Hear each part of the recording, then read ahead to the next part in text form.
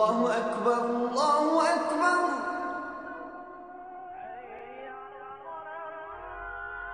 الله أكبر الله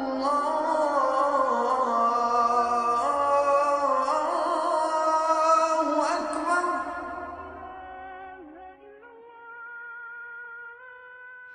أعوذ بالله السميع العليم من الشيطان الرجيم. بسم الله الرحمن الرحيم. السلام عليكم ورحمة الله وبركاته.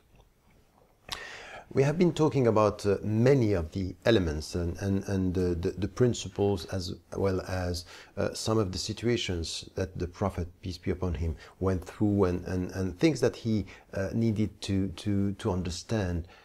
And we came to the very essence of the message. Yesterday we talked about the principle, the priorities to understand the meaning of Tawheed, the oneness of God, and in which way this has an impact on our life and how do we get this closeness to Allah Azza wa Jal.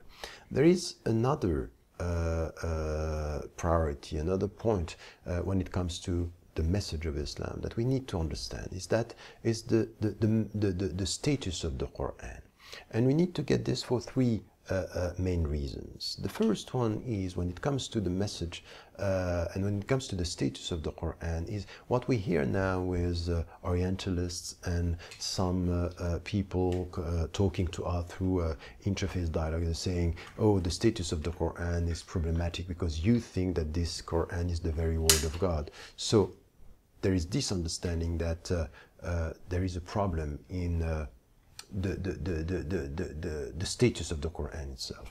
The second thing, which is also important for us when it comes to the Quran, is this connection, this understanding that yes, Allah and God is asking us to rely on our rationality by telling us your rationality is necessary, but it's not enough. You need the revelation. So the limitations of your reason, it's important to get the very understanding of the revelation. You need Allah to reveal what is the secret of life for you to understand it with your rationality. The third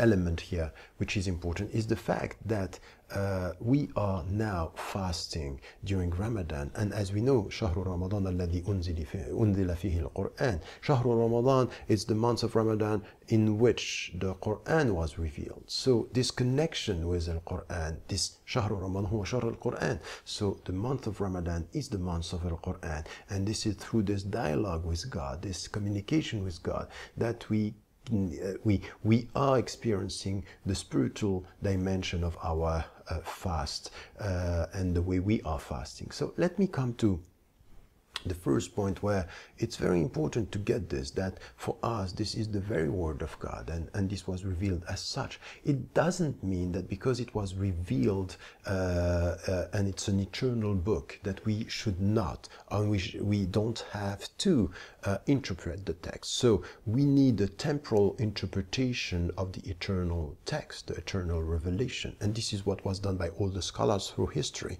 So this is something that we need to understand. The second is that there is a personal understanding that our reason cannot get it all, that we need Allah to tell us. And for example, we cannot say about God only but what He says about Himself, meaning our rationality is limited, and we cannot do this without relying on the revelation. And the last point is the Quran is this communication that we have with God. It's at the same time both a good news, it's bushra, it's something that was said by the Prophet, Bashir, so come with good news. The Quran is a good news, but it's heavy.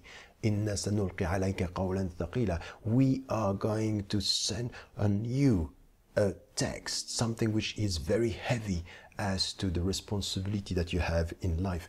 So we need to get this, and as much as it's heavy, it's the way we go through this spiritual teaching, understanding. Come close to the Quran, you are close to God. Come close to its light and this revelation and this remembrance, you will be close to God. This is the way we have to fast. This is the way we have to pray. The Quran is light, and close to the light, we are close to His light, meaning Allah. Inshallah.